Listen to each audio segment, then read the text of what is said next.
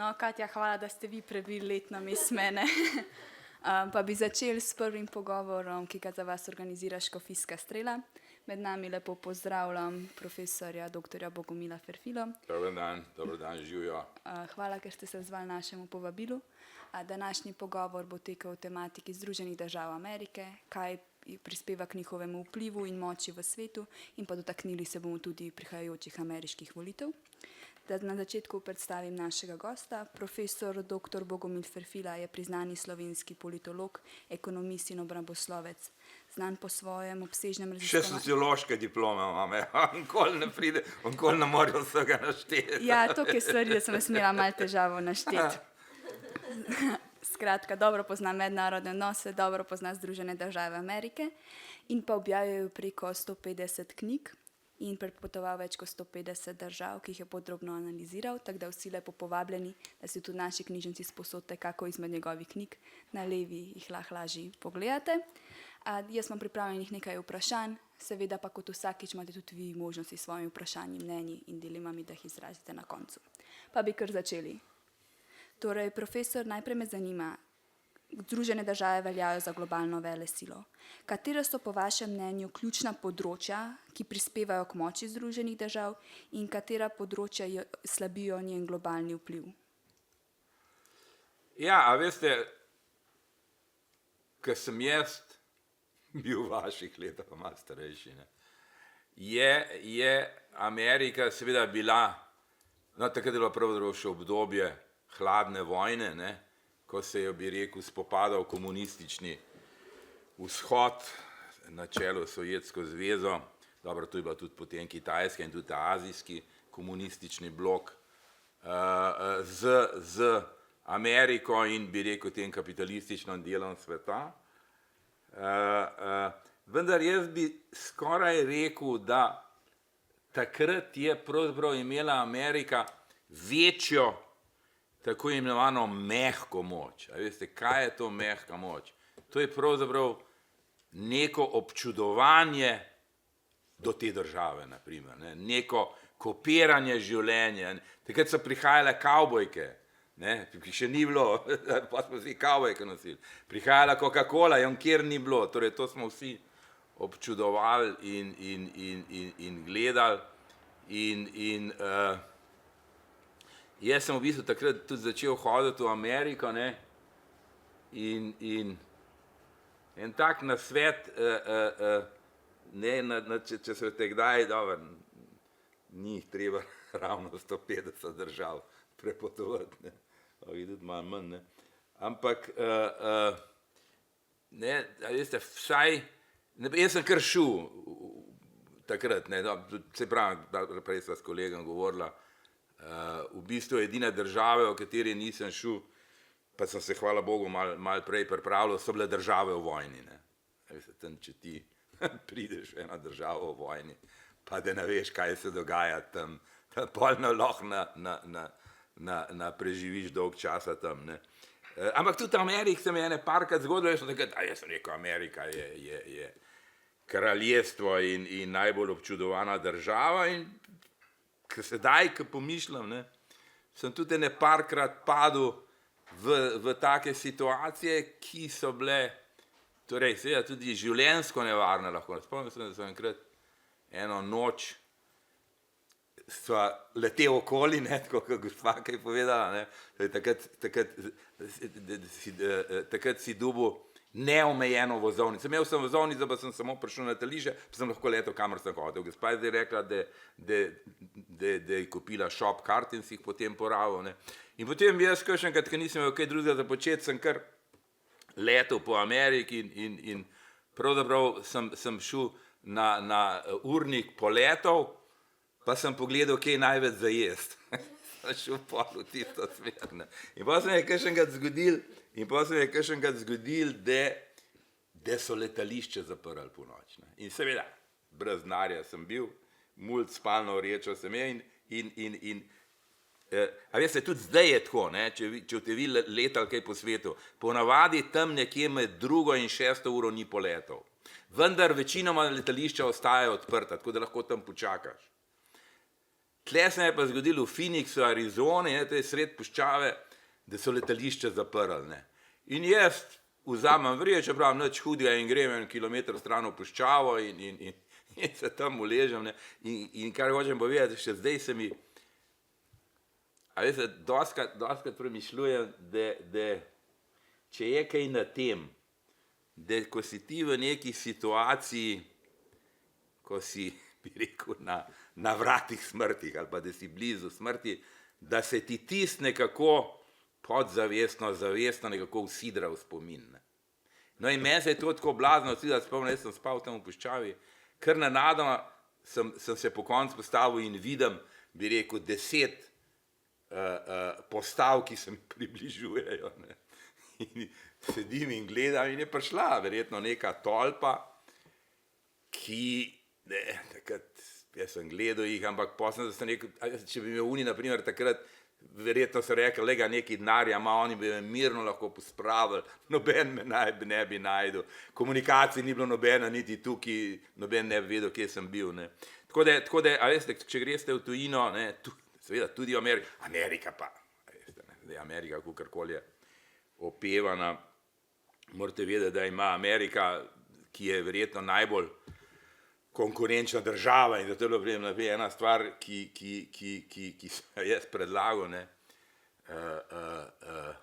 je bila, da je treba Melanie postaviti spomenik. Ne.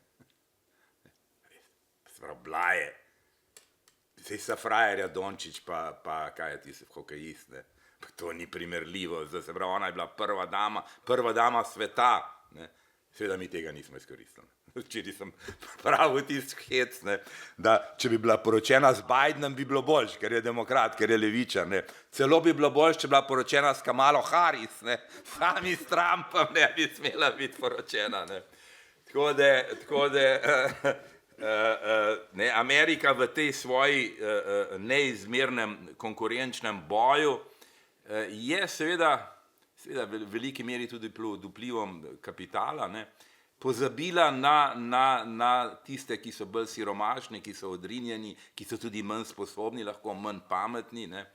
Tam se poudarja kreativnost, sposobnost, delovnost, kar je vse v redu, ne, ampak pač nekateri ljudje ne sodijo v to kategorijo in Amerika na njih pozablja in to je v bistvu pravzaprav največji, bi rekel, skoraj da problem Amerike, ne, da ima torej veliko revnega prebivalstva, kar se kaže zlasti v mestih. Veste, če te vi srečali Američana, pa bo sem prišel, pa te bo vprašal, dobro, če v prvič prišel, če večkrat pride, te ne bo, ne, on te bo vedno vprašal, posluš, v kjer del mesta pa nas smem jeti? Pa ga ti gledaš, kaj v kjer del mesta nas smem jeti? Seveda, on projecira to svojo domačo izkušnjo. Ne. Ti imaš praktično v vsakem mestu, imaš ti predel, ne, ki je, ne, to je pa ta zanimivost, a veste, v Ameriki je to črnski predel. V Kanadi, ne, ki je ravno tako, imela te prvotne prebivalce, črnci pravzaprav niso prvotni prebivalci, njih so vozili iz Afrike. Ne, to je bila ena taka veliko poglavje v zgodovini človeštva, ta kolonializem, ne, ko so v bistvu Britanci zaradi svojih gospodarskih interesov, ki so bili to, da so rabili poceni oziroma zastonj delovno silo na plantažah čaja, na plantažah bombaža in so vozili zaradi tega črnce iz Afrike, vozili so jih v glavnem Britanci, veliko tudi Nizozemci, Španci, Portugalci, čeprav, ne, tu je pa treba povedati nekaj, ne, da te uboge črnce, ne, so pa na obalo Afrike pripeljali črnci sami. Niti en belc se ni upal v notranjost Afrika, veste zakaj ne? Ker bi ga v 3 dnevih pobral zaradi malarije. Ne. Takrat še ni bilo tega kaj, penicilina oziroma kaj, teh zdravil, ne, in ste jih pobrali. Zdajle, pred kratkim se mi je zgodilo, da je en moj kolega umrl na Zanzibarju, ker ni imel tablet proti malariji. Tudi se spomnim, ko sem imel tega prijatelja, profesor od Cvirka, nekdaj je bil menih. Se spomnim, ko je šel enkrat v Salomonove otoke in me je poklical, rekel, Bogo, je rekel, veš kaj, knjige sem vse vzel s sabo, tablet proti malariji pa niso, hitro mi jih prinesel. Ko sem prišel gor, je že imel malarijo. Sam seveda, če kdaj dobil malarijo, pejde takoj k zdravniku. On je šel pol, tisti dan je letel k zdravniku, dobil nekaj 3 koktajle in je bil dober potem. Tako da, hočem, to črnsko prebivalstvo v Ameriki je velik problem, torej po eni strani zaradi tega, ker je revno, po drugi strani zaradi tega, ker so tisti predeli mest, kjer živi to črnsko prebivalstvo, ne priporočam, ker te Evropajo, ubijajo praktično tisti trenutek, ne tisti trenutek, ko stopaš. Nekje zanimivo je medtem, ko v sosednji Kanadi so pa takšni predeli mest, kjer živijo Indijanci. Tako da, a veste, mi tega ne poznamo. Mi vsem s to, bi rekel, državo blaginje, ki seveda veliko stane, ki seveda, a veste, če je pretirana, povzročil tudi, da nekomu, ki se mu naljub delati, pač ne dela, pa živi od socialne podpore, ampak vsem, torej, ker ni takih žepov revščine, je Slovenija, torej tudi večji del Evrope, vseeno taka, torej varna država, kamor seveda greš in ne razumeš tega, kaj ti Američan hoče povedati s tem.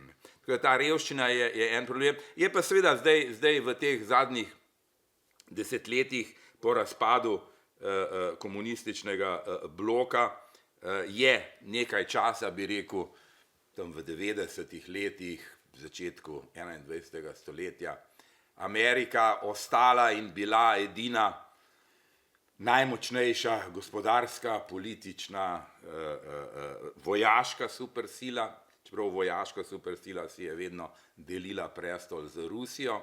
Medtem ko tam mehka moč, ki je seveda tudi zelo pomembna, nek to občudovanje, to se mi pa zdi, da se je malce znižal, tam morda sedaj bolj občudujemo neke skandinavske družbe, ali pa vsaj različne družbe. No in v teh zadnjih desetletjih se je pa pojavila, bi rekel, druga taka globalna država, ki pa pravzaprav počasi, verjetno neustavljivo prehiteva Ameriko in to je Kitajska. To je Kitajska z praktično 1,4 milijarde prebivalcev, ki, veste, eden od razlogov je tudi ta. Glejte, v Evropi, če na primer se pojavi neka stranka, pa gre v eno službo, pa reče, pa pride kaj v petek, pa prav, dajte mi do ponedeljka to pa to narediti. A ga vsi čuden gledali. Človek božji, mi imamo vikend, zdaj se pogovarjamo o tem, da bi še petek nehali delati, torej bi delali samo do četrtka, petek, sobota, nedela, frej, noben novo prsta vzdignil. V Ameriki se da to, torej to lahko prideš in boš dobil, ti bojo naredili čez vikend, boš malo več plačal, ampak ti bojo naredili. Kitajski, torej in celotna ta azijski del, a veste, tu se pa dela od jutra do večera. Jaz imam tle kitajske prijatelje, pravim, kaj boš pa za vikend delal? Prav, kakšen vikend? Prav, nimamo vikenda. In kar je zanimivo, in vsega, kar se tiče vas, je pa to, da se to zgradi v šoli. To je, bi rekel, koncept azijskega šolanja, ki je v bistvu čisto drugačen od evropskega, deloma tudi ameriškega. In sicer zakaj gre? Gre za to, da si ti lahko še tako priden in odličen v osnovni šoli, da si ti lahko še tako priden pa odličen v srednji šoli. Potem te pa čaka sprejemni izpit. Na koncu osnovne šole sprejemni izpit za gimnazijo. Na koncu gimnazije sprejemni izpit na fakulteto. Če ne narediš sprejemnega izpita, ti ne pomagajo nobene ocene v srednji šoli oziroma v osnovni šoli.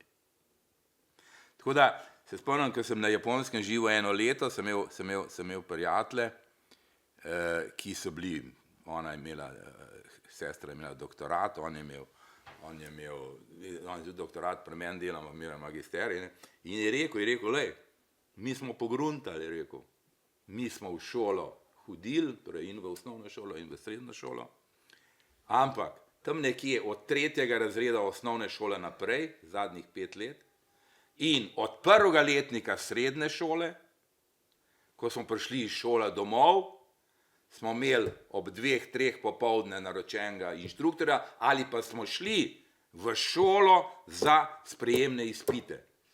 In smo cel popoldne in več časa preusmerjali na učenje za sprejemni izpit, kot pa za samo šolo. Ampak kaj to pomeni? To pomeni, da nimajo niti prostih vikendov, niti prostih dnevov, med počitnicami in dajo tam nalog in šola in te sprejemni izpiti, da praktično nimajo prostega trenutka in a veste, to, jaz sem potem študiral, torej, to je posledica, da so ti ljudje neskončno pridni, ne. Torej, in njim je normalno, da delajo po 12 ur, bi rekel, vse dneve, ampak zdi se in zlasti za Japonce je pa to tipično, da jim pa to nekako udari na kreativnost. Veste, oni ne morejo, kaj pa vem. Spomnim se, ko sem bil v Tokiu eno leto, je bila tam ena moja kolegica, soproga doktor Raščana, on je bil pri gospodu Logarju sekretar za znanje ministrstva, ona je profesorica na kemiji in je rekla, Boga, veš, prav včeraj, ko sem šla iz službe domov, je rekel, pa sem v liftu se pogovarjala z mojo kolegico na poslu, veš, pa sem ji omenila, nekaj sem se spomnila, pa sem ji omenila. Je rekla, veš, danes pa zjutraj pa pridem v službo in ona kolegica pravi, veš kaj, tisto, kar si ti omenila, sem jaz že vse naredila, pa porabila, pa razvila. Ne? Se pravi, to, ne, oni so izredno dobri, ne, ko dobi neko idejo, da jo razvije, ne more pa do ideje priti. Ne. In verjetno je to posledica tega, ne, to je bilo, morda tudi ni, ampak se mi zdi, da ima to, ne, če si ti ves čas vpet v en drill, v eno učenje, veliko je tam tudi učenja na pamet, ne, ti verjetno zakrni ta kreativna komponenta. Ne.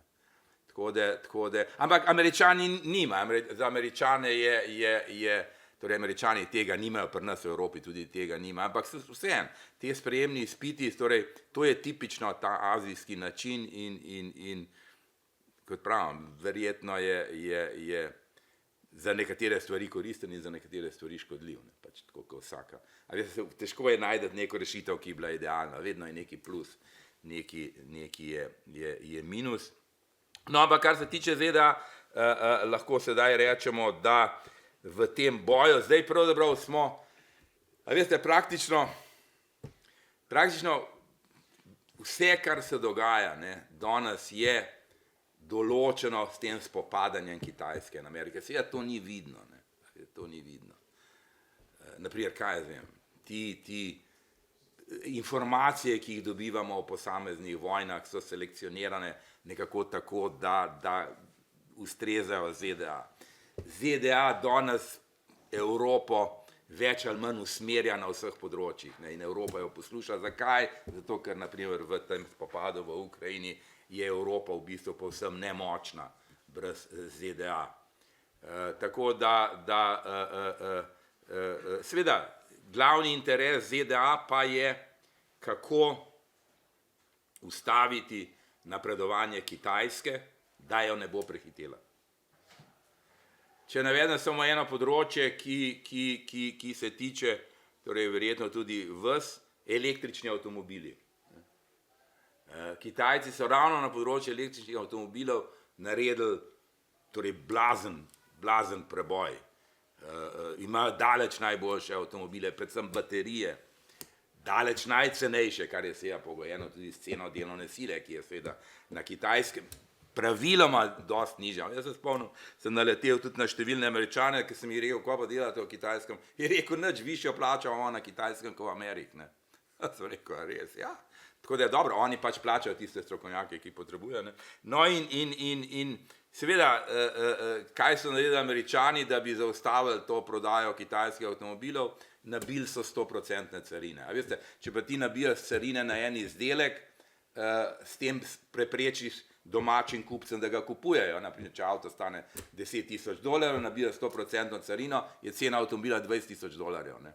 S tem seveda prodajajo verjetno ameriške avtomobile za $15,000, ne, še vedno $5,000 dražje, ampak s carino, ne, ti zablokiraš prodajo takšnih avtomobilov. Američani so potem pritisnili tudi na Evropo, da stori isto. Evropa je tu majčkeno, naprimer, obdržala svoje hrbtenice in nabila približno 20-30% carine na kitajske električne avtomobile. Je pa seveda, a veste zdaj, kaj je plus, kaj je minus. Plus je to, da bojo ljudje kupili več evropskih električnih avtomobilov, ne, ki so slabši in dražji, ampak s tem, ko nabijo s carino, podražiš kitajski avtomobil. Ne. Slaba stvar je pa seveda to, da bi ti lahko kupil boljši avtomobil za €10,000, ne, zdaj boš pa dal za slabšega evropskega €13,000, kitajski pa €16,000. Ne. Tako da ne, vedno je torej neki plus, neki minus. Ne. In seveda zdaj pri tem prodoru Kitajske je v bistvu težko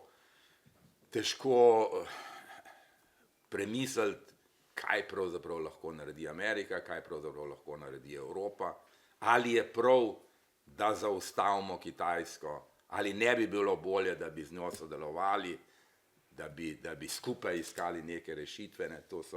To so te dileme, ki seveda vi se jih ne zavedate, ampak na nivoju Evrope, nivoju drugih držav pa so to, bi rekel, pomembna vprašanja. Dobro, zdaj smo iz globalnega dogajanja malo preidemo bolj na Ameriko. Ja, na politično. Zdaj v Evropi in v Sloveniji smo navajeni večstrankarskega političnega sistema, ZDA ima pa zgolj dve stranki, torej demokrate in republikance. Zanima me, kakšne prednosti vidite v tem sistemu in kako to prispeva na krojenje njihove politike. Pa prosila bi vas, če še primerjate njihov predsedniški sistem z našim parlamentarnim. Uporka duš. Eno vprašanje naenkrat. Vem, sam prav, to je pa tako težko razložiti.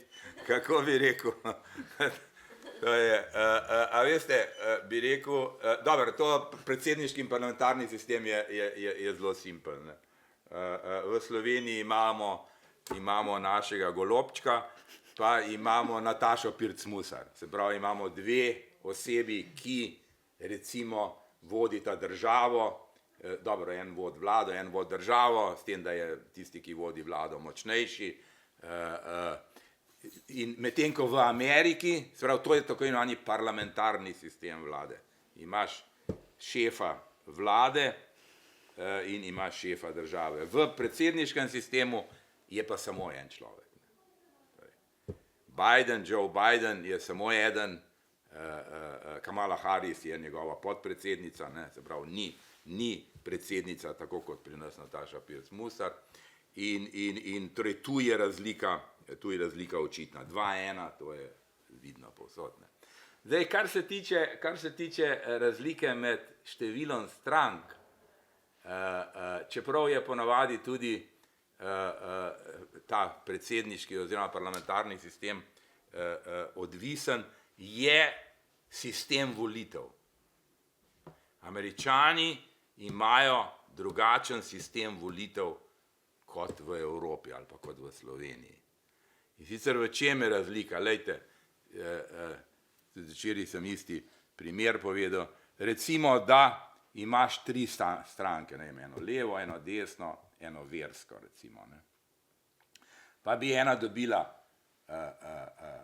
30% glasov, druga 30% glasov, tretja 40% glasov. V Sloveniji in v Evropi, v tako imenovanem parlamentarnem sistemu, bi potem število sedežev, ki bi ga posamezna stranka dobila v parlamentu, ali pa če hočete število poslancev, ki ga ta stranka dobi v parlamentu, bi bilo prva stranka 30%, se pravi, če je 100 članov parlamenta, bi jih ona dobila 30, druga stranka 30, četrta stranka, ki je imela 40% glasov, bi dobila 40 poslancev. V Ameriki je pa sistem zmagovalec pobere vse. Se pravi, tretja stranka, ki bi dobila 40% glasov, bi dobila v parlamentu vse poslance. Zdaj, Kaj je prednost, kaj je pomanjkljivost tega sistema? Prednost tega sistema, da je razumljiv. Ne? Rečeš, tisti, ki največ glasov dobi vse, se pravi, zmagovalec pa bi winner takes all. Ne? To je prednost. Zdaj, slabost je pač ta, da ne, v bistvu tistih 30, dvakrat po 30% prebivalcev pravzaprav nima svojega predstavnika v parlamentu.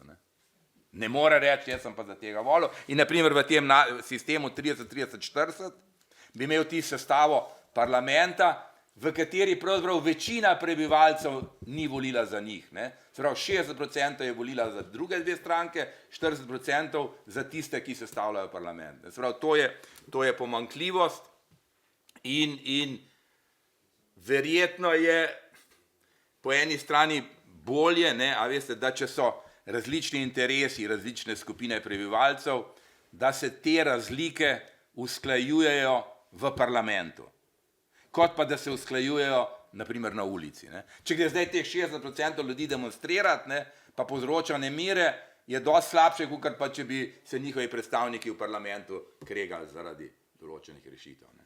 Tako da to je seveda tudi razlog, ne, da sta v Ameriki samo dve stranki. Zakaj? Zakaj tak sistem volitev, kjer je večinski sistem, torej da zmagovalec pobere vse, povzroča, da je število strank 2 ali pa največ 3. Lejte, vzemimo, da imamo 3 stranke. Ne? Pa se pojavi 4. stranka. Ko se neka nova stranka pojavi, bo morda na volitvah nova stranka dobila 10%, pa bo naprimer vsaki naslednjih strank vzela po 3%, ampak dobila bo pa 10%. Ne more dobiti na prvih volitvah 40%, ne? Zato ker so stranke utečene, ljudje jih poznajo, volijo po neki stari navadi. Ne? In to je seveda razlog, da v bistvu nova stranka se pojavi na volitvah, propade in potem čez 4 leta v bistvu že vsi pozabijo na njo in tudi torej, njihovo financiranje ni in v bistvu na naslednjih volitvah se sploh ne kandidira več. Ne. Se pravi, takšen sistem volitev v bistvu onemogoča, torej ne da onemogoča nastanek novih strank, ampak onemogoča, bi rekel, njihov preboj v parlament. Ne.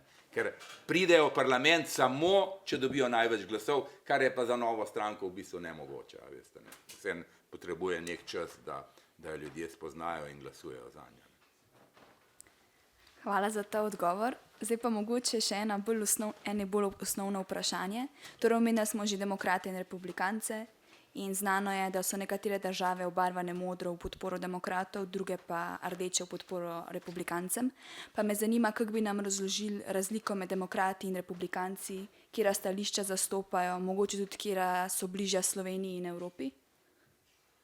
Ja, a veste, tu je približno podobna razlika, kot je razlika med levimi in desnimi strankami. Ne? A veste, desne stranke so praviloma bolj usmerjene tudi v vero, tudi v narod, tudi v družino, proti, a veste, tudi zdaj naprimer je ta razprava zdaj bila glede splava, ne? Kjer se je Melania v svoji knjigi, a sem rekel že, da sem predlagal, da sem Melaniji pozdravil, postavi spomenik, ne? Kjer se je Melania v svoji knjigi postavila, torej v bran ženskam. Tu je treba reči, da tudi republikanska stranka in tudi Trump, torej oni so za splav, vendar do določene dobe, torej do določenega števila tednov, potem pa ne.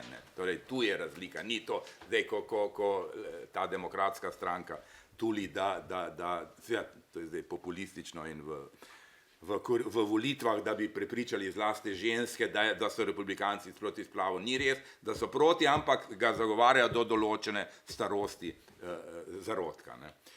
Tako da to so, bi rekel, glavni poudarki republikanske stranke, medtem demokratska stranka pa je več zagovarja seveda večjo enakost, kar se kaže predvsem v tem, da bi želeli zvišati davke bogatejšim. Kar je v bistvu po eni strani hvalevredno, po drugi strani pa seveda, če ti višaš davke preveč, to potem destimulira pridne. To je pa vedno ta dilema, koliko ti ljudi lahko obdavčeš, da ne bodo izgubili motivacije za delo.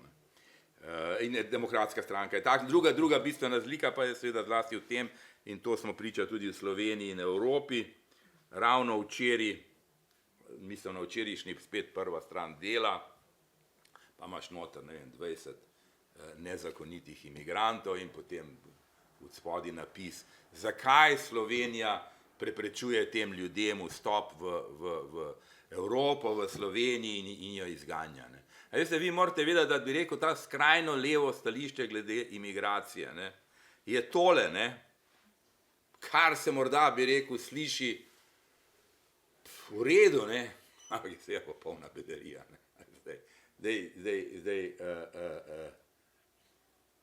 To jaz lahko rečem, če sem v 150 državah, verjetno poznam svet dobro. Se pravi, po tej logiki, da bi vsak živel kjerkoli se mu zdi, ne vem, bi se na primer milijon Afričanov spomnili, jutri pridemo pa v Ljubljano, pa bomo tukaj živeli. Naj nam dajo azil, naj nam dajo podporo in bomo tukaj živeli. To je vse popolna bedarija. Vsak spada in se razvija, to je narediti za svojo državo, razvijo, pa živ tam. To je ena stvar. Druga stvar je pa seveda, se moramo zavedati, da so imigracije potrebne, da veste, v vsaki razviti državi, se pravi, en mesec nazaj sem bil na nekem križarjenju z ladjo po Renu in ni bilo na tej ladji niti enega Nemca. Torej, natakarji in čistilci so bili vsi iz arabskih držav, mornari pa kapitan so bili pa Bolgari pa Romuni. Pa to ni tako slaba služba, kapitan ladje ali pa mornarna ladja, ampak prav, vsi ti nižji poklici v razvitih državah se nekako dajejo priseljencem. Zdaj pa, veste, to ni nič slabega.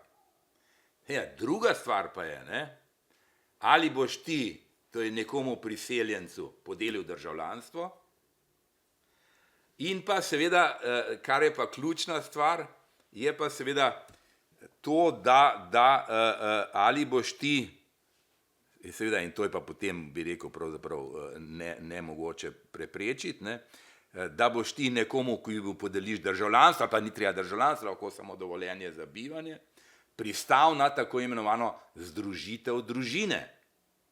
Da bo on, torej, ko pride na primer delati v Slovenijo, seboj pripeljal še, 3 otroke, ženo, starše, in seveda potem od enega pride na primer lahko 10 ljudi. To je ta ključna dilema.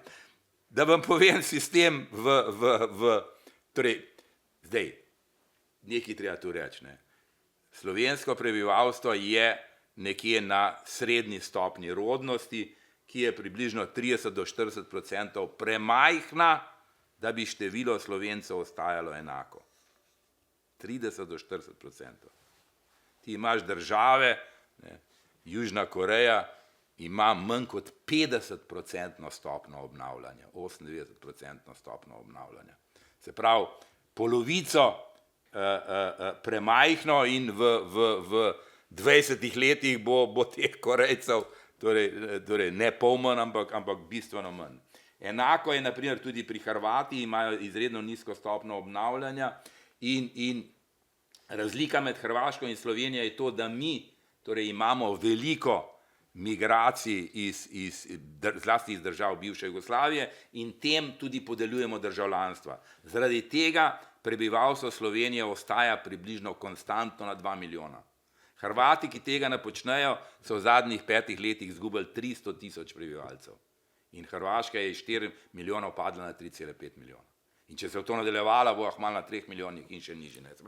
To je neka ta težka izbira, ko je treba korigirati te trende v rodnosti, ki pa morate vedeti, da nobena, to je hec, nobena razvita država, z bogatimi družinami, ki bi si lahko privoščile otroke, nimajo otrok.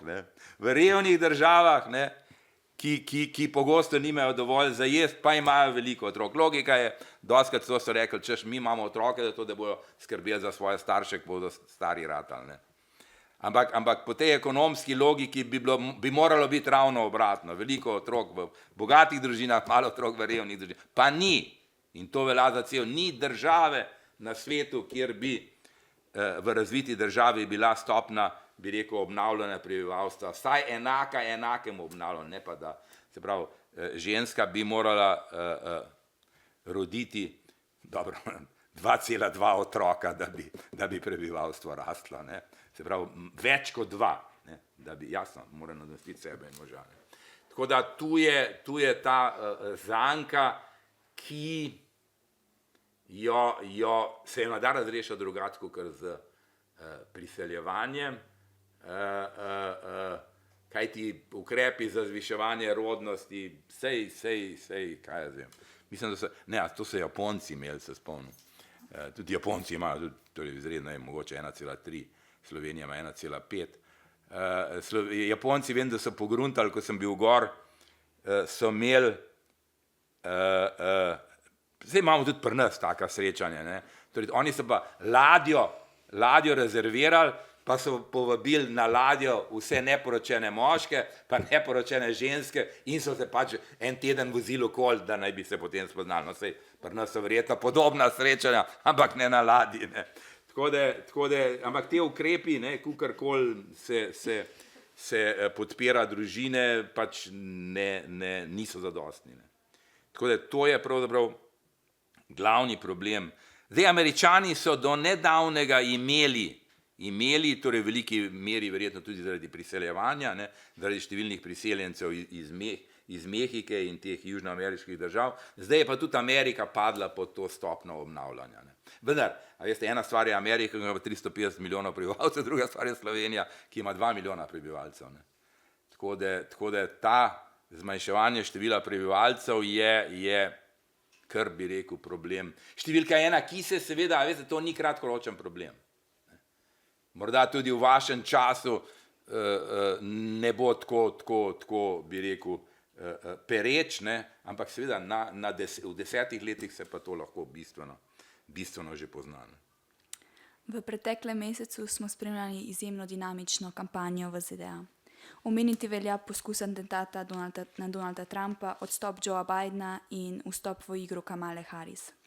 Zakaj so te volitve tako prelomne?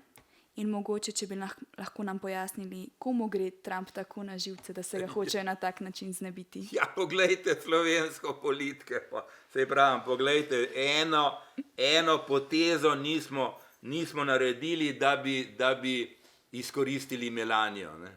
Veste, ene poteze, zato ker je poročena s Trumpom. Ne? Se sem rekel, če je poročena z Bidenom, pa s Kamalo Harris bi bilo boljše. Zdaj, moram reči, da kar spremljam ameriške volitve, pa jih kar nekaj časa spremljam. Ne? Tok, bi rekel, stvari, ki se je nabralo okoli Trumpa, tok čudnih stvari, jaz, bi rekel, še nikoli nisem zasledil. Ali je to posledica, seveda ni Melania za to kriva, to jasno, da ni, ne. On je ima rad, ne, brk Trumpa, ne.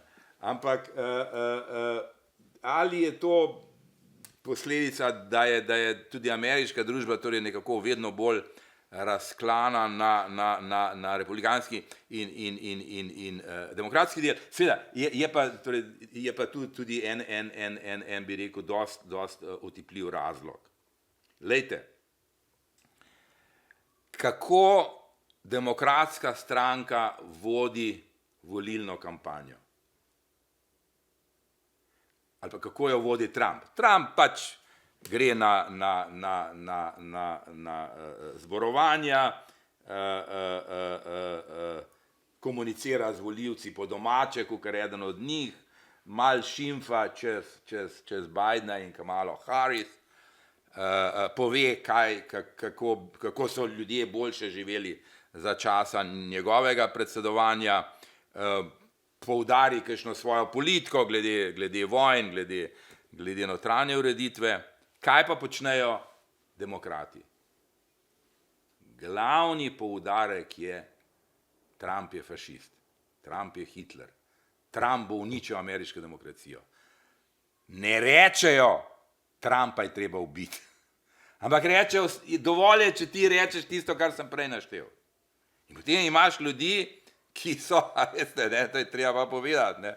A veste, v Ameriki, zdaj je bil hec, dobro, vi toliko nas spremljate, ne, ampak zdaj je, na primer, Kamala Harris, ne, ki drugače nastopa, ne, to je tista, prej, ko sem govoril, kaj je razlika med republikanci in demokrati, demokrati so proti orožju. Demokrati zahtevajo, da se zlasti vsi napadalno orožje, streljno orožje vrne in da ljudje ne smejo imeti orožja. Ti, ko prideš v Ameriki domov, ti, če odpreš omaro, vsaki omari so puške, pa brzo streljajo. Dobro, ne vsaki, ampak pogosto, ne. Kar me je najbolj presenetilo, veste, ne to, da imaš puške doma, ampak ko dama odpre torbico, ven pade revolver. Si vi zamislite, da bi imeli poleg pudrnice, ogledala, da bi imeli pištolo v torbici. Ne, in to je to. In zdaj Kamala Harris, ki seveda zdaj v volilni kampanji, ne, ko se skuša približati tudi malo republikanskim volilcem, je dala izjavo, da ima tudi ona luger. Tudi Kamala Harris, dobro, ni rekla, da ga nosi skozi zapas ali po torbici, ampak ga ima. Zdaj, druga stvar je to, da to je nekaj posebnega. Ne. Glejte, ko sem jaz delal prvič v Ameriki, v enem kampu sem delal, mislim, da je to še zmeri laufa. Ne. Ta kamp je bil zraven New Yorka, kar pomeni kaos. New York, 10 milijonov ljudi, ki tam živijo in kot pravim, četrtina New Yorka je tazga, da sploh ne smeš noter stopati. Ne. In seveda tam je, dobro narečem, zakon džungle, ampak torej ne, težko živeti. Ne. Kaj vam hočem povedati? Dva fanta, koliko so bili stari, 8-9 let, sta se sprla. Jaz sem bil tam vzgojitelj, ne, in smo jih dali narazen. Ne. Tako neki so se začeli predigati, smo jih dali narazen. Nadaljevanje. Kaj je bilo nadaljevanje? Noben ga ne bo uganil, pa vam dam lahko 2 ure časa. Sem rekel, a čem zdaj z njima govoriti, pa jih pomiriti? So rekli, ne, daj jima boksarske rokavice. Si ti predstavljaj. Jaz sem gledal, kakšne boksarske rokavice? Ja, daj ima boksarske rokavice, pa so ta stepla. Si vi predstavljaj takšne vzgojne metode, da bi profesor v razred prinesel boksarske rokavice, rekel, hej, videl sem se skrega, na, dajte se zmerno. Tako da, a veste, to je nekaj, kar je, da jaz ne rečem, to je že delač nazaj, ampak vprašanje, če je kaj boljš, ne. To je nedoumljivo v Evropi ali pa v Sloveniji, ne.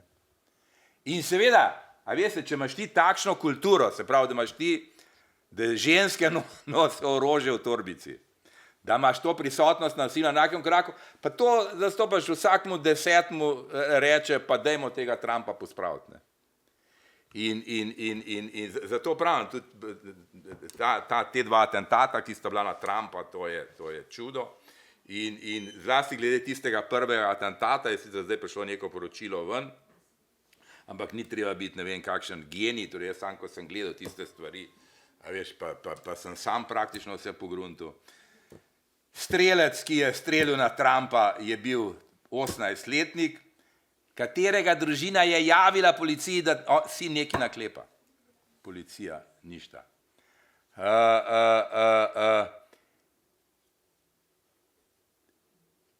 Povzpel se je na streho približno 100 metrov od govorniškega odra, na kateri ni bilo tajnih agentov. Bili so pa na vseh drugih strehah. Potem je tajna služba rekla, da je bila ta streha prestrma, ampak one strehe okoli so bile enako strme. To streho so pustili prazno. Pod to streho v zgradbi so bili agentje. Si predstavljate, pod streho so bili. Niso bili na strehi, tako kot vse drugi zgradbe. Potem, ko so lokalni policisti opazili, da je nekdo na strehi s puško, so začeli teči proti njemu. Tajni agentje so to videli in so imeli 2 minute časa, da javijo Trumpu, to je procedura takšna, da javijo Trumpu, da naj ne pride na oder. Niso mu javili. Trump je šel na oder in on je ustrelil. Potem je pa lokalna policija, po njihovi izjavi, takoj ustrelila tega strelca, ki so ga par ur zatem kremirali, tako da niti ne vejo, kdo ga je ustrelil. Lokalna policija je dala izjavo, da so ga ampak lahko ga tudi niso. Zelo podobno ko pri Kennedyju niso nikoli ugotovili, a ga je ustrelil, ne vem, strelc ali ga je drug ali tretji strelc. Tega so takoj kremirali, da ne morejo ugotoviti. Skratka, zelo, zelo čudno. Zelo, zelo čudno in jasno pa je nekaj, morate pa vedeti, da to se ne bo nikoli izvedelo, kajti vsi ameriški varnostni arhivi se neprodušno zaprejo vsaj za 50 let in to je skrivnost, ki bo, morda boste vi ob upokojitvi zvedeli, kaj se je dogajalo, kdo bo vedel, kaj se dogaja leta 2024.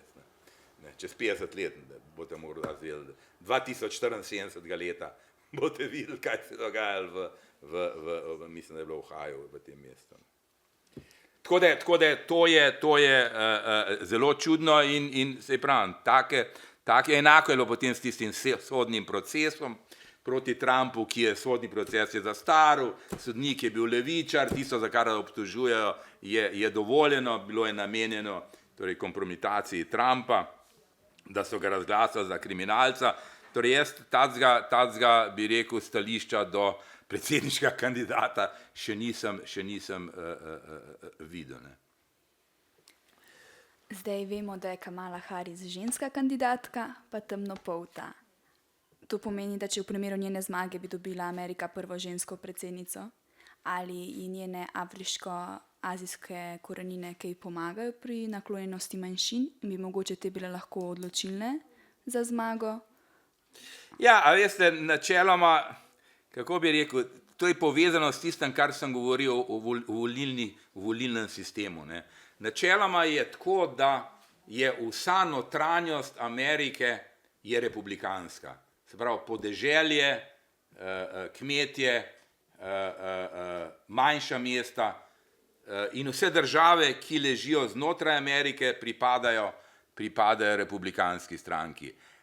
Kalifornija, države, kjer so velika mesta, New York, Chicago, torej, kjer je delavski razred, to vsi volijo demokrate. In približno za 80% držav je čisto jasno, kako bodo volili, ker vse desetletja volijo enako. Eni volijo za republikance, drugi volijo za demokrate. Pa imaš pa ti 7 držav, ki so pa nekje neodločene, kjer je nekje 50-50. Zato je pravzaprav glavna stvar in seveda tudi zaradi tega, ker oba kandidata vesta, dobro, to so države Ohio, Pennsylvania, Alabama, Nova Meksika, ker oba te dva kandidata predsedniška vesta, da so to odločilne države, seveda tudi največ hodita na volilne zbore in prepričujeta volivce. Ne. Tako da to bi bilo seveda neka noviteta, če bi dobili žensko predsednico. Zanimivo je tudi to, da večina belcev podpira Trumpa, z razliko od univerzitetno izobraženih belcev. Oni pa podpirajo Kamalo Harris. Kamala Harris ima potem, kljub temu, da nekaj manj, ampak še vedno ima seveda podporo pri črnski manjšini, ki jo je približno 14% v Ameriki, potem pa tudi pri priseljencih iz latinskoameriških držav, to je Srednje Amerike in Južne Amerike, ki jih je približno 25% in seveda to je že nekje 40%, vendar niso vsi zanjo, ne, tako da niso 100%, ampak je približno razmerje 70-30, 70 za njo, 30% za Trumpa. Tako da to je vsa ta matematika, ki jo je treba upoštevati, ampak kot pravim, verjetno je, da tako kot vedno bo pravzaprav, kako se bo teh 7 držav odločilo, kjerega bodo podprli, tisti bo zmagal. Trenutno je tako, da v teh 7 državah večinoma, vsaj v 5, vodi Trump, ampak to vodstvo je tam 1-2%, se pravi, te stvari se še vedno lahko spremenijo. Kaj se lahko spremeni? če bi Ameriki oziroma sedanji vladi uspelo, naprimer, ustaviti vojno v Izraelu, v Gazi, ne, pa bi oni rekli, evo, ustavili smo vojno, ne, lejte, dobra vlada smo, glasujte za nas, ne. To bi bil en tak dogodek. Seveda, nasproten dogodek je bil, če bi prišlo v Ameriki do, nekega terorističnega napada, ali pa naprimer, zdaj, ko so imeli poplave, ne, dobro, tu je seveda Trump rekel, da je vlada za nič delala, oni so rekli, da so dobro delali, se pravi, če je prišlo do nekih takšnih velikih pretresov, bi ljudje potem lahko pozitivno ali negativno ocenili vlado in to bi lahko vplivalo, ne. Ampak drugače zaenkrat je tekma izjemno izenačena in je nekje še vedno 50-50. Ne.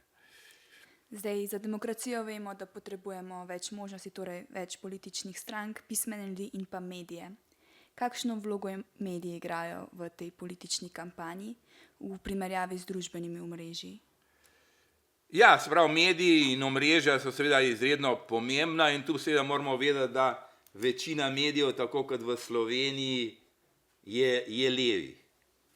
Najboljši primer je, kar seveda ni dober primer, ampak je norost, ob drugem atentatu na Trumpa, ko so tajni agenti videli, da je v ograji okoli golf igrišča, kjer je hodil Trump, kjer je igral golf, strelec s puško, so začeli streljati na njega, on je pobegnil in pa so ga potem ujeli. Ampak, kaj je bil komentar v seveda zelo levičarskem, pa glavnem ameriškem mediju, ki ga vsi poznate, to je New York Times. New York Times je o tem poskusnem atentatu zapisal, kdo je kriv Donaldu Trumpu, da igra golf. Halo, se pravi, vodilni ameriški mediji se dela norca iz Trumpa, ne postavlja vprašaj, ali je korumpirana varnostna služba, ali je vso varovanje za to, ampak kdo je kriv Trumpu, da mora igrati golf. Tako da, hočem reči, to je stanje medijskega duha. Morate pa nekaj vedeti, to je podobno kot Delo, ne, Delo pri nas. Ne. Lejte, Delo je imelo pred 10 leti naklado več kot 100 000, zdaj ima 30 000. Zakaj? Ja, zato, ker je šlo to koleva in seveda tisti ljudje, ki so res prepričani levičari, ga še naprej kupujejo. Ne. Ampak ostali so pa rekli, ne bomo brali teh neumnosti. Narečen seveda ni tudi na desni je tisk, ravno tako političen. Ne. Ampak če hočeš ti biti vsaj, bi rekel, v večini prebivalcev priljubljen, moraš ubrati neko srednjo pot in biti nekje objektiven. Zdaj, malo smo se že dotaknili konflikta na Bližnjem vzhodu. Zanima me, kako po vašem mnenju, na kakšen način bodo ameriške volitve vplivale na ta konflikt. Zdaj, iz medijev smo izvedeli o številnih protestih v podporo Palestini na uglednih ameriških univerzah, po drugi strani pa delež muslimanov v ZDA narašča in ne moramo si zatiskati oči, da imajo Američani radi judovski kapital. Ja, judovski kapital oziroma Žide, ki živijo v Ameriki in imajo kapital v rokah. Ja, zdaj verjetno je to področje, kjer ne bo nobene razlike. Tako Kamala Harris kot Trump, torej podpora Izraelu je seveda v veliki meri zaradi židovskega kapitala neomajna, seveda druga stvar je seveda tu neko versko, torej zlasti republikanci tudi po svoji verskem prepričanju podpirajo Izrael, tako da tu ne bo prišlo do večjih sprememb. Je pa naprimer sedaj, ko tudi če spremljate zadnji tak večji dogodek je bil, da je Iran poslal, mislim, da 2-krat po 200 raket in dronov proti Izraelu, sedaj ameriška vlada prepričuje Izrael, da naj ne odgovori, kajti nekaj morate vedeti, ne, dej. Iran je bil pravzaprav tisti, ki je ukazal napad na Izrael. Ne. Torej, ukazal je zaradi tega, ker so se stvari na Bližnjem vzhodu spreminjale tako, da njemu ni bilo všeč. Ampak Iran vojaško ni dorasel Izraelu. Veste, Izrael se šteje, kljub temu, da je to je majčkena državica. Ne. Državica je v bistvu tako velika kot Slovenija.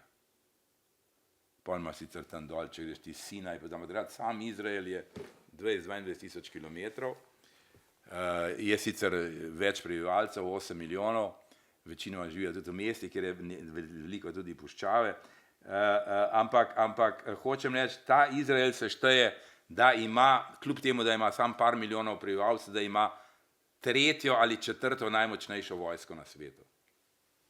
Tolikšnim majhnim številom prebivalcev. Se pravi, spredi naj bi bila samo ZDA, Rusija in Kitajska.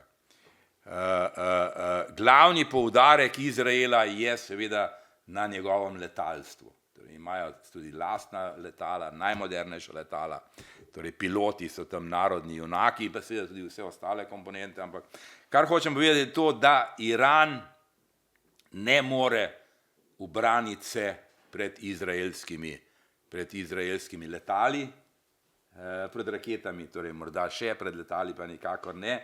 In Izrael bi seveda lahko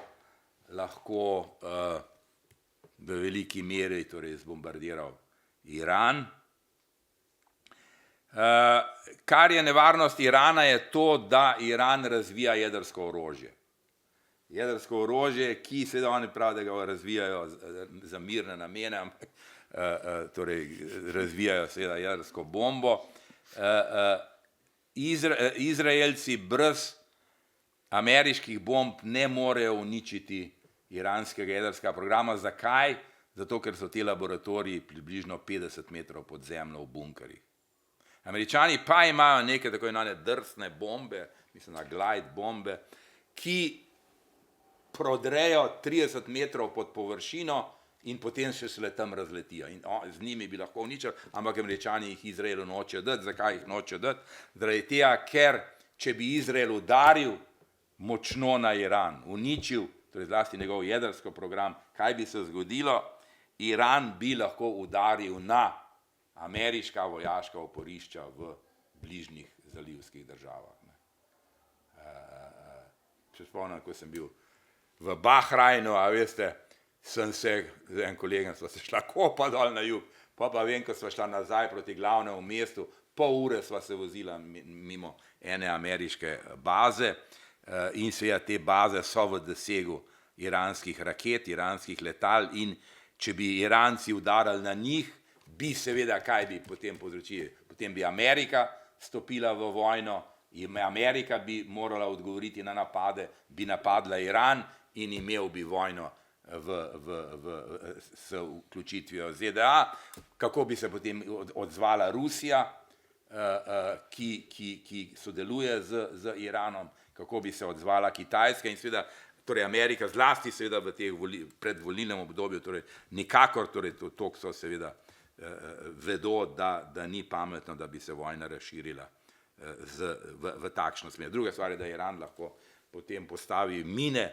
to je, če ste šli gledati na zemljevid, tam je tako imenovana Hormuška ožina, skozi katero plujejo vsi tankerji, ki vozijo nafte iz teh zalivskih držav in se pravi, zamislite si, da nafte ne bilo več, 20% svetovne nafte gre tam skozi, se pravi, cene bi poskočile za 40-50% in tisto, kar zdaj plačujemo za bencin, 1 evro pa pol bi bilo 3 evre, 2 evra pa pol, skratka, to bi imelo vpliv torej dejansko na gospodarstvo celotnega sveta, tudi seveda na Slovenijo.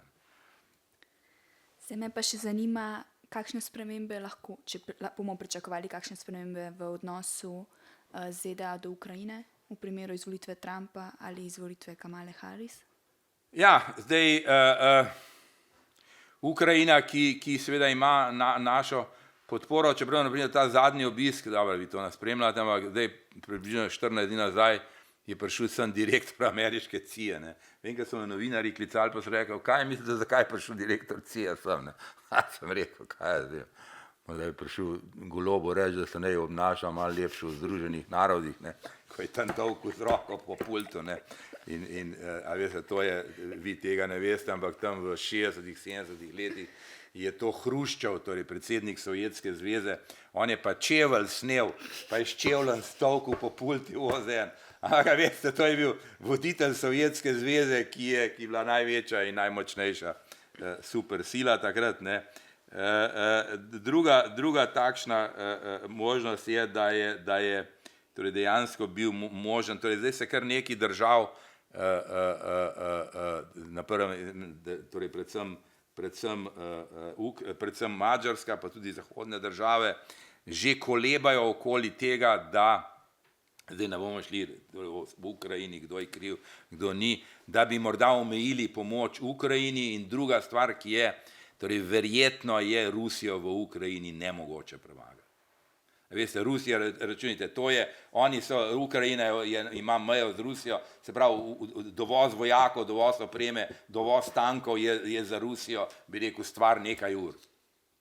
Plus tega, Rusija je torej 5-krat večjo proizvodno orožja, municije ima kot celoten Zahod, tako da tu mislim, da je izredno težko in da bo pač treba priznati taka stvarnost, kot je na terenu, torej tisto del ozemlja, ki so ga Rusi zasedli. Ampak seveda morate pa nekaj vedeti, ne? Da ta del ozemlja je bilo ozemlje, kjer je živela ruska manjšina. Ne? In v bistvu jaz pravim, dobro, lahko bi tudi tako rekel, ne? Po eni strani je to dobro, zakaj? Na naslednjih ukrajinskih volitvah ne bo več glasov ruskih volivcev. Vi morate vedeti, da je bil ta sedanji predsednik Zelenski, je bil izvoljen z glasovi ruskih volivcev, ki so mislili, da bo on uredil razmere, ne? Pa jih ni. Ne? Če gremo nazaj, to so bili že sprejeti sporazumi o prekinitvi sovražnosti, to je bil Minsk 1, Minsk 2, vendar Ukrajina se ga ni držala in je potem se odločila narediti red v tem ruskem delu, kar, a veste, manjšine so vedno zelo občutljivo področje. Mi imamo manjšino v Italiji, imamo v Avstriji, dobro, mi ne bomo napadli Avstrije ali Italije, če bodo oni zganjali, ne vem, teror nad slovensko manjšino, ampak bomo protestirali, bomo ne vem kaj. Seveda Rusija pa, ne, če vidi, da napadejo njeno manjšino, ona napade. Ne. Tako da tu je dejansko treba, torej to je bilo neumnost, da se je ta vojna zgodila, da je do tega napada prišlo. In Trump bi tu, zakaj bi Trump prekinil pomoč Ukrajini?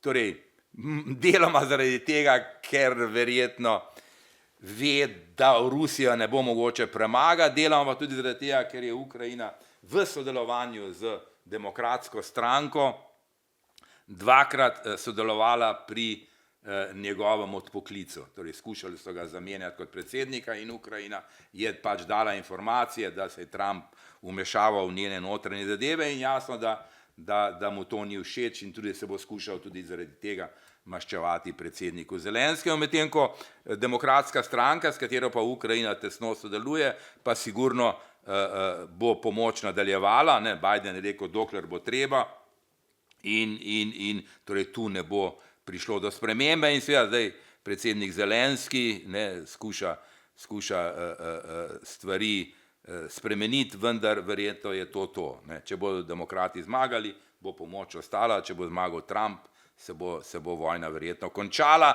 kar je za Evropo torej neko želeno stanje. Veste, ne. Ta vojna ni tako daleč, veste, usedite se v avto, pa v 10 urah boste na meji z Ukrajino. Ne. Tako da za Evropo je bilo absolutno željeno, da se spopadi končajo in seveda tudi za Ukrajino, to je umrlo na 100.000 Ukrajincev. Zdaj imam pa še zadnje vprašanje. Me pa zanima, kakšen vpliv bojo ameriške volitve, mislim, njihov rezultat imel na dogajanje v Evropi, na odnosu ZDA z Evropo in na koncu Slovenijo. Ja, jaz bi rekel, predvsem ta vojna je ključna. Ne? Torej, če bi se nehala vojna, to bi bilo dobro. Tudi potem, prej, ko sem omenil, ne, zaradi vojne je tudi vpliv Amerike v Evropi mnogo močnejši. Ko vojne ne bo, se bo Evropa pravzaprav v večji meri lahko postavila na svoje noge. Zdaj smo v veliki meri torej odvisni torej od ameriške pomoči, od ameriškega vodenja vojne, od ameriškega vplivanja na evropske države, kako naj se obnašajo. Prav vse to bi se zmanjšalo. Tu je vedno, torej ravno včeraj, ko sem bil v Žireh, ne, je en gospod vprašal, ne, seveda, morate nekaj vedeti, ne, zdaj, če bi Evropa spletla torej neke normalne vezi z Rusijo, ne, bi bilo to za Evropo zelo koristno. Zakaj? Prvič bi mi lahko v Rusijo vsi, ne, Slovenija že precej prodaja, naprimer, vsa farmacija gre v Rusijo. Ne. Se pravi, pridobili bi ogromen ruski trg, ki potrebuje evropske izdelke, evropske tehnologijo. Drugič, Rusija ima ogromne zaloge nafte in plina. Se pravi, Evropa bi prišla do velikih zalog nafte in plina. Tretjič, torej prekinili bi se te sovražni odnosi in normalizirali odnosi, tako da seveda Ameriki pa to ni všeč. Amerika hoče, da Zahodna Evropa sodeluje z Ameriko in oni raj vidijo, da je Rusija v nekem stanju sovražnosti, ampak to seveda ni za Evropo je to v veliki meri škodljivo. Bolje bi bilo, da bi vsaj, torej bolje bi bilo, da bi imeli normalne odnose in z enim in z drugim. Ne. To bi bila najboljša situacija. Ne. Dobro, če ima kdo kakšno vprašanje, le pogumno. Izvoli. Kakšen pa mogoče vpliv torej izvolitev v Ameriki na NATO, ker vemo, da je Trump rekel, da bi mogoče imel nekaj pol razdeljeval države na tiste, ki pač plačujejo za vojsko tiste, kakšen bo vpliv na...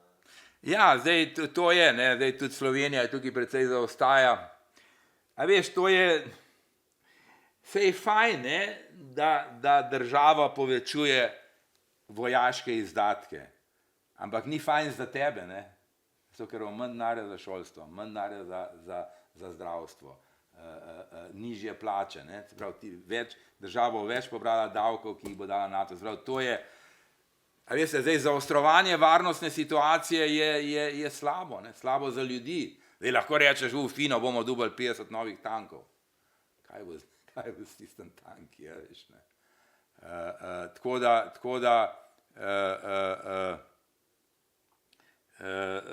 ampak pač Trump to v skladu z to svojo politiko, da naj te države pač več storijo, ne, Trump predvsem pravi, da naj Evropa več stori za svojo varnost in po eni strani, če bi se, torej jasno, da v NATO imajo glavno besedo Američani, a veste, ne, jaz sem bil dostikrat tam v Bruslu, ne, pa tam je vse članice NATO, ne, tam imaš zastave, plapolajo, veselo, pa vsaka država ima svoje urade, ampak, a veste, večino orožja, večino vojakov v NATO dajo Američani, tako da imajo oni tam glavno besedo. In zdaj če to pomeni, da bi se Trump manj vtikal v evropske zadeve, bi bilo boljše, ne.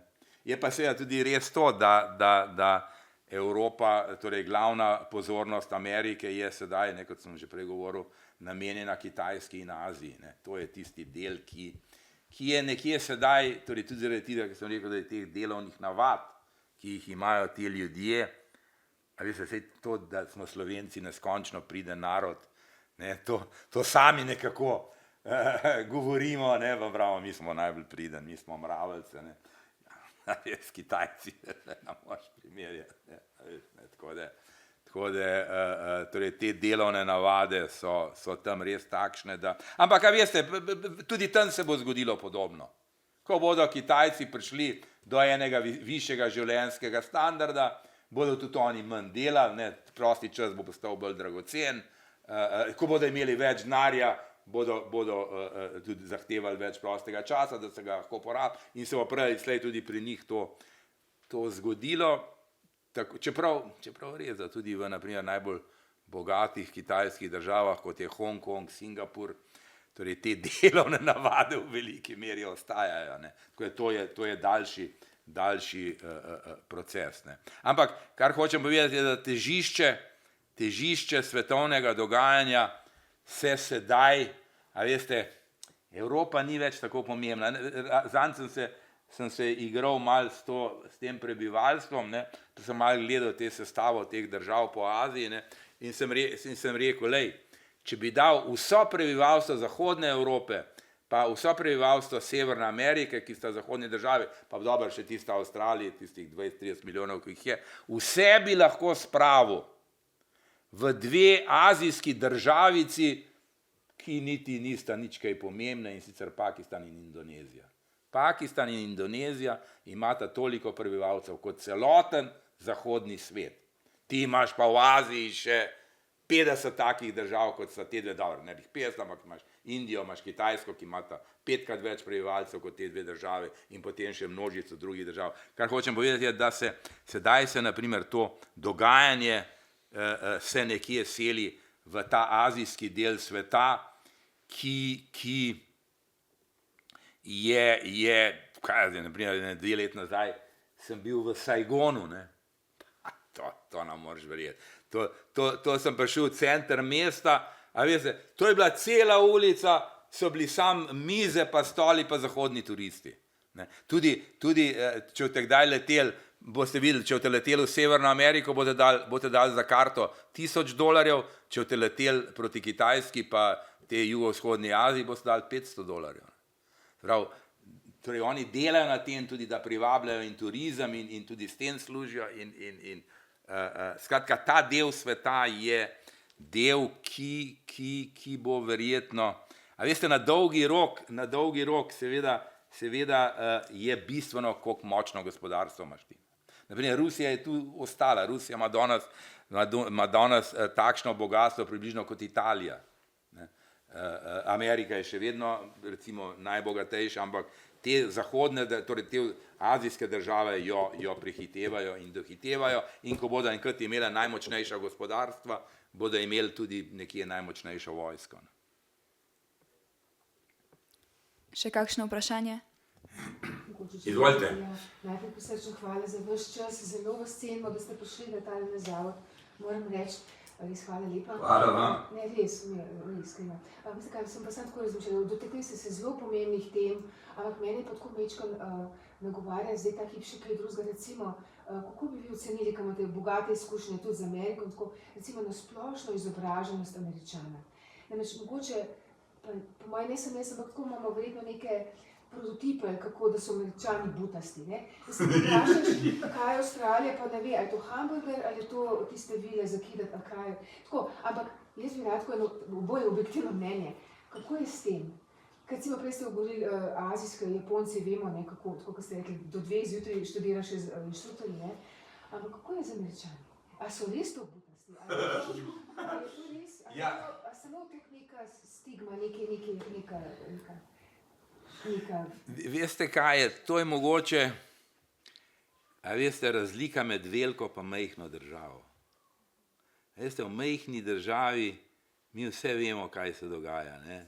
Imamo pol ure do Italije, pol ure do Avstrije, če si ti v Amerika, veš, ne, če priješ, da lahko greš v Kanado pa Mehiko, ampak imaš 3000-4000 kilometrov do tam. Se pravi, in pol, ko si enkrat toliko daleč, te tudi ne zanima kaj dost, kaj se tam dogaja, ne. Druga stvar je seveda to, da, a veste, sigurno, da je razlika med podeželskim prebivalstvom pri nas, polovica podeželskega prebivalstva pri nas dela v službah in v mestu, ne, in od tam prinesejo in mestni tisti in torej verjetno tudi to informacijsko omrežje je pri nas mnogo bolj razvito in mediji. Ljudi v notranjosti Amerike, a veste, ta mednarodna politika niti kaj dosti ne zanima, ne.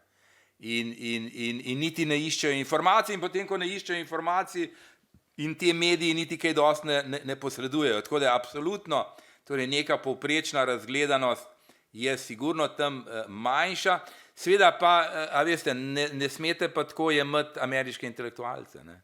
A veste, tisti pa, ki študirajo, ne, tisti so pa pač, čeprav, ne, dobro, da ne bom hvalil zdaj naših šol, ne, tudi te ameriške fakultete, a veste, kaj je zdaj, oni imajo na primer sistem, da tam lahko en mnogo večji del predmetov lahko tam sam izbereš. A veš, mnogo manj strukturiran je predmetnik. Pri nas je 99%, 95% predmetnika določenega. Zakaj? To lahko jaz vem, ker sem bil na šoli, ne. Določenega je zaradi tega, ker ima vsaka šola toliko pa toliko profesorjev, ne. In tisti profesorji pač nekaj znajo, ne. In tisto, kar znajo, formulirajo v 2-3 predmetih. 3 predmete moraš imeti na fakulteti, da si 100% pokrit. In kaj se dogaja? Tiste predmete, ki jih ima recimo tam 50 zaposlenih, teh 50 zaposlenih utura v vse študijske programe. In ko jih utura 50 krat 3, to je 150 predmetov, ni več prostora za neke velike izbirne predmete. Ne? Vsak pač uči tisto, kar zna. Medtem ko v Ameriki imaš pa, tudi to je ta razlika, veste, tam imaš te kampuse, ne? Kampuse, pri nas imaš te fakultete, ti ne moreš, na primer, študentom, ki študirajo v Bežigradu, dati en izbiren predmet na teološki fakulteti, ki je v centru mesta.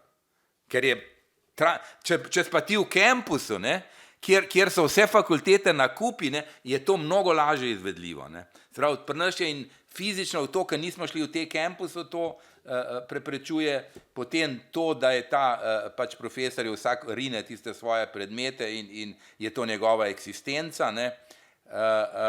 Tako da izbirnost predmetov je v Ameriki mnogo večja, čeprav pola, veste, naprimer, kaj, če ti študiraš ekonomijo, pa vzameš tam neko telovadbo, pa šport, pa kuhanje, kot izbirne predmete, bi lahko morda rekel, da je manj specializiran, ne? Ampak po drugi strani mu pa to spet da neko širino, ne? Tako da fakultete so deloma različne, je pa seveda tudi neki, ne? Jaz se spomnim, ko sem učil tam, ne? A veš, to je bilo glavno, ne? Tam sem učil, pa sem pol rekel kolegu, sem rekel, ajde, zdaj mi pa povej, koliko študentov lahko vržem, ne? Sem rekel 20%, 30%, koliko jih naj vržem, sem rekel, ne? On je rekel, si nor. Ne, tam se ne meče študentov. A veste, ne? Prav, režim je drugačen, ne? Pri nas je še vedno strah, da ne boš naredil izpito, je en velik motivator, da se učijo, ne? Tam pa prav on je rekel, veš kaj, dovolj je pač, da študentje pridejo malo na predavanja, pa naredijo tisto seminarsko nalogo, ki si jim predpisal, pa če nekaj povejo, jim pač deloma, ne, zdaj zakaj takšno obnašanje, ne, deloma je to posledica tega, da je konkurenca med šolami večja in če je konkurenca med šolami večja, ti ne moreš negativno izstopati, ne. Druga stvar je seveda to tudi, da tam, ne, a veste, ena stvar, ki jo imate tudi pri nas, je velika prednost v Sloveniji, da so šole zastonj. Morate vedeti, ne samo v Ameriki, ampak tudi v številnih evropskih državah, to je ne, da so plačljive, ker če bila šola plačljiva, tudi v Ameriki niso plačljive, v celoti, pa je nekje šolnina 30-40 tisoč dolarjev, ampak šola stane še več. A veste, zgradbe, učitelji, plače, stroški obratovanja, tudi tam te privatne univerze, kjer so visoke šolnine, dobijo, ne vem, 30-40% pokrit strani države. Pri nas je pa ta pokritost, ne vem, 99%, oziroma pri nas je 100%. Ne. Ampak na primer v številnih evropskih državah imaš ti tako, da je vsaj, na primer, študentje plačajo na primer 1000 evrov na leto. Se pravi, neka participativnost. Ne. Kar morda ni tako slabo, ne. Tudi v zdravstvu, ne. Tudi v zdravstvu, a veste, ne, kaj je zdaj, naprimer, moja tajnica, jaz na roko vse pišem te knjige, ne. 150 knjig sem na roko napisal, ne. Pa dam potem, jaz sem se pač navadil, dobro, kje v Himalaji je težko, da bi tudi tipko, ne, ampak skratka vse na roko napiše in naprimer, moja tajnica, a veste, gre vsak teden enkrat k zdravniku, ne. Je v pokoju in malo gre pogledat, pa mož ravno tako, ne. In seveda, ker je vse zastonj, prav zakaj ne bi šel, pa če mečken tlele v nogi špikne, grem na urgenco magar, ne. Sej bom malo počakal, pa pridem na vrsto, ne. Hočem reči, ne, tu neka participativnost in seveda na univerzah imajo to participativnost tudi vezano na neko rezultat, ne. Tam na primer morda je nekje tudi zastonj, vendar če ne ponavljaš več kot enkrat. Če dvakrat pojavlja, se to konča. Se pravi, neke varovalke so tukaj verjetno pametne, ne. Se pravi, nek študent, ki ki študira tako, da po 3 leta na letnik, ne, se reče stop, zdaj boš pa sam plačal. Ne. Tako da tu neka kombinatorika ni slaba, jaz mislim. Ne smemo, to je pri nas pač ostanek tega, da je vse zastojn in spomnimo se, kaj je bilo vse zastojn, ni, sej tam v socializmu smo probali vse enak, pa vse zastojn, pa je šlo pol vse nekje v maloro, pa vsi enake plače, pa ni delovalo, ne. Ta model ni deloval. Ne. Tako da neko denarna diferenciacija je kar potrebna. Ima kdo še kakšno vprašanje? Imam pa še jaz čista zadnjega. Kakšna je vloga ameriškega podpredsednika? Ali bi lahko rekli, da je strateška poteza, da je Trump nastavil Vansa kot svojega namestnika? Ja, ta Vance se zdaj zelo dobro odnese, pač podpredsednik je vedno, zato je njegov namestnik, če zboli, ga nadomesti, da mu nek portfelj, naprimer Kamala Harris kot podpredsednica ZDA je imela portfelj imigracijo in ni nič naredila na tem, 20 milijonov Mehičanov je prestopil mejo, in naprimer še s tem, da to je neka neumnost, ne, da to je Evropa uničila velik del Evrope s tem, ko so rekli, ne, Merklova takrat je rekla, pridite v Nemčijo, pa jih je 1 milijon prišlo, ne. Mislim, ljudje tega ne marajo, ne, zdaj vse prav, ne, potem se zdaj leve stranke, pa naprimer zdajle, ko je v Avstriji je zmagala svobodnjaška stranka, na Nizozemskem je zmagal ta Wilders, ne, dobro, vi to ne spremljate, ampak pa leve stranke pravijo, pa ljudje so malo čudni, a ne vejo več, kaj je dobro za njih. Kako ne vejo? Pa nočijo imeti, da ljudje špancirajo, mislim, pa to ni, pa zato pa, ne vem, dobro, da ne rečejo, hmal bojo rekli, ja, veste kaj, imigranti so prišli, dolžnost vsakega Slovenca je, da vzame enega na stanovanje. Pa to ni nikjer možno takih bedastoč. Mislim, obstoji neka procedura. No, takrat, naprimer, ko sem govoril o delavcih v zalivskih državah, pa nisem povedal do konca. Ne. Spomnim se šel, ko sem šel, ne vem, kaj je bil Bahrein ali v Katar, sem šel do frizerja, pa me je strigel nek Indic, ne.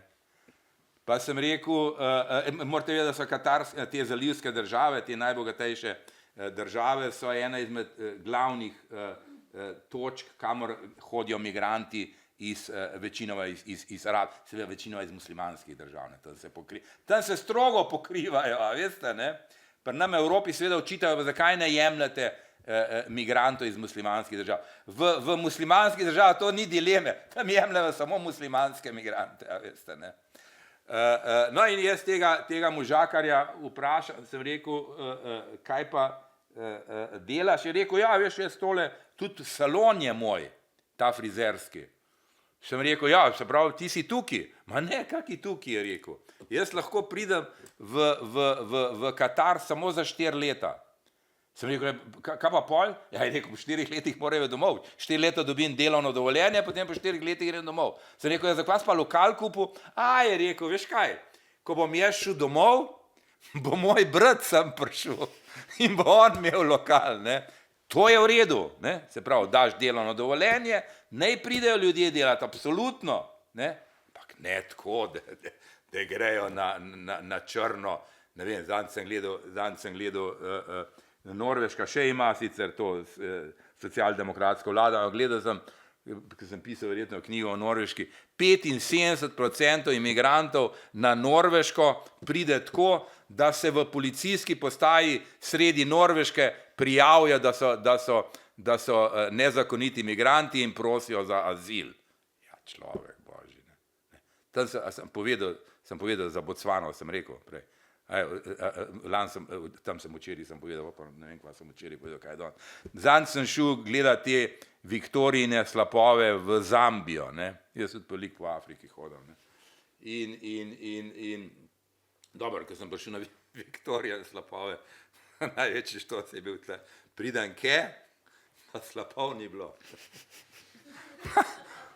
Pa gledam tam, taka točka je, kjer se postaviš, pa gledaš, na brez slapu.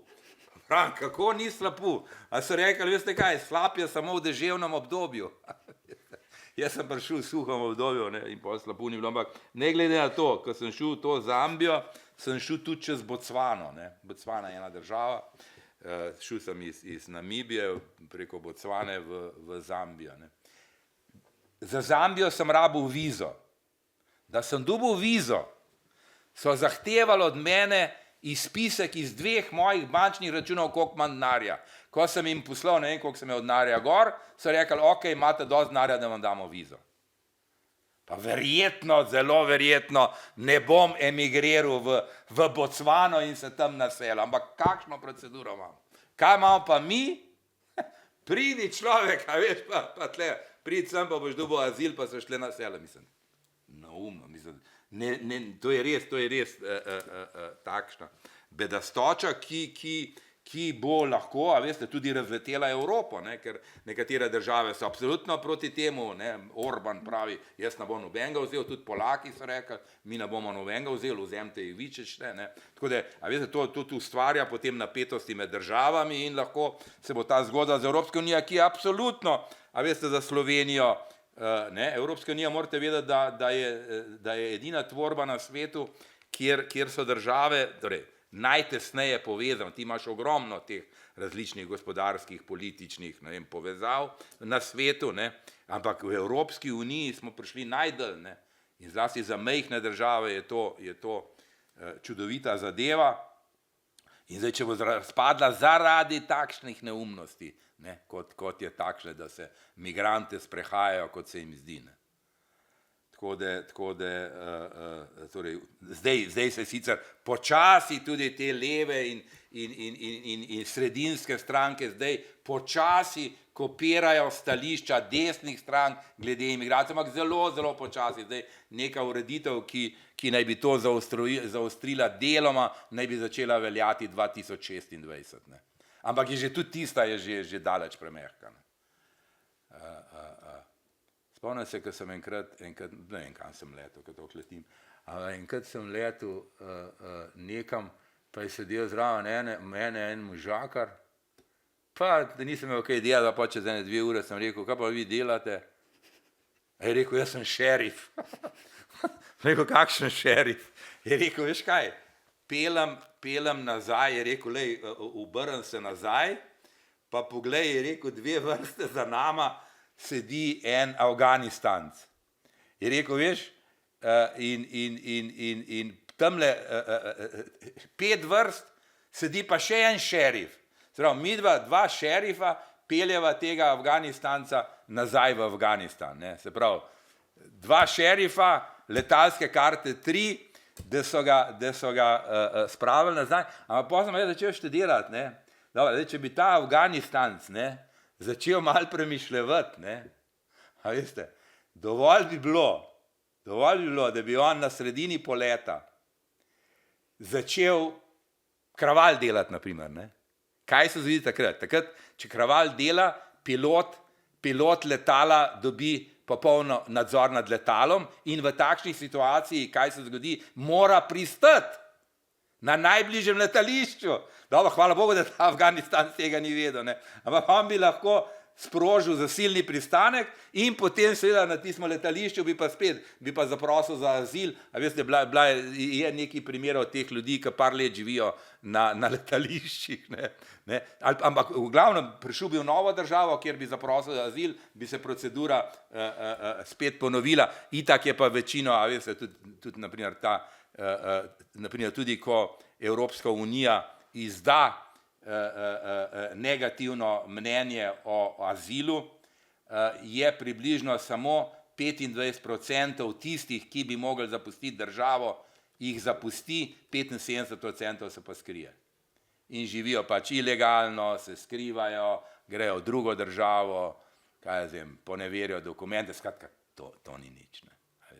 To je popolna neumnost. Ne. Zakaj je takšna neumnost? A veste, nekaj morate vedeti, ko ljudje ratejo diplomati, a veš, pa jih jaz vidim tako po tujih državah, pa vidiš, ne, a veš, pa vidiš kakšen Mercedes za diplomatsko tablico, pa se vozi po deželi, pa on pol misli, da pozna tisto deželo, pa pol verjetno reče, ja, pa naj pridejo, se ne bo nič hudega, mislim. Če ti živiš v Afriki, pa potem priješ v Zahodno Evropo. To je tragedija predvsem za tistega, ki pride. Ne. A veste, življenje v afriški vasi, mislim, seveda nimaš denarja, ampak, a veš, imaš prijatelje,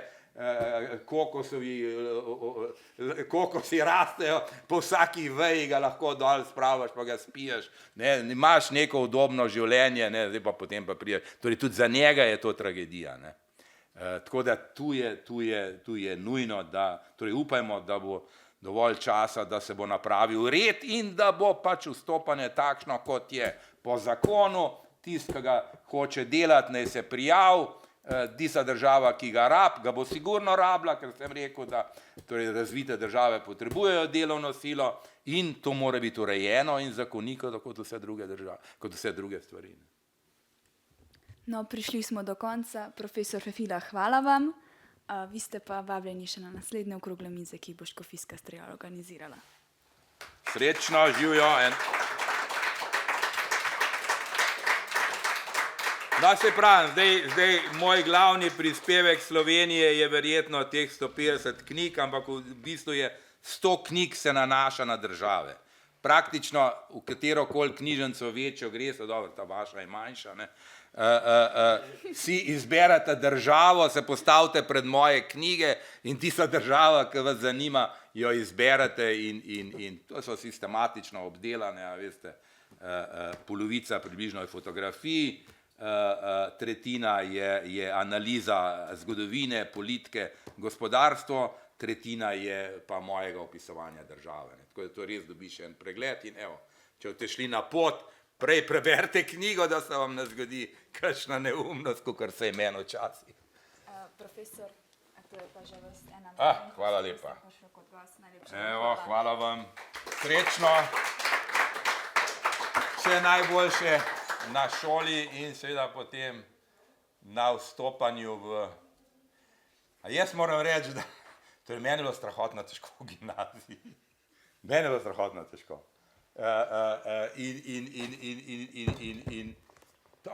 Edino, kar sem naredil, da sem pol rekel, zdaj bi bilo pa fajn, da bi kakšne kolajne dobil, pa sem pol začel teži dvigati, pa sem dobil ene par zlatih, pa teh srebrnih kolajn. Ampak nisem nič kaj pametnega naredil.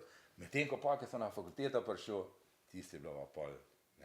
Bistvena razlika, veste, kaj mi je bilo, ne vem, kako je ven to bilo, ampak jaz nikoli se nisem mogel naučiti 5 ali pa 6 predmetov. 2 sem se naučil, 3 se nisem naučil. In potem zdi se, pri 3 predmetih sem ves tak čepel v strahu, da bom vprašal. Medtem ko na fakulteti pa, veste ne, tam pa imaš izpit, ga opraviš in zdaj dejansko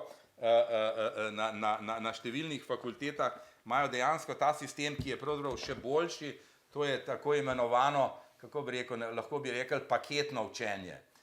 Naprimer, vem prej, ko sem bil na fakulteti za družbeno vede, smo imeli, naprimer, vsak študent je imel v letniku, naprimer, v vsakem semestru 6 predmetov. In potem so bila predavanja pri 6 predmetih skozi pol leta ali pa celo skozi celo leto. Ne? In si pol na konc, bi rekel, polletje, se pravi januarja ali pa šele junija opravljal izpit. Zdaj pa, ko sem na teh zasebnih fakultetah, tudi kolegica je šla, je pa veliko tega, da imaš, naprimer, ti predavanja pri 2 ali pa 3 predmetih, ki se končajo v 2 ali 3 mesecih in imaš potem izpit. Kar je mnogo boljše, kot pa da se tam vleče, a veste, pa potem tam junija delaš izpite, ko si že na morju. Ne. Tako da, evo, saj nekaj se premika tudi pri nas, evo. Srečno, nasvidenje. Kolega, držite se.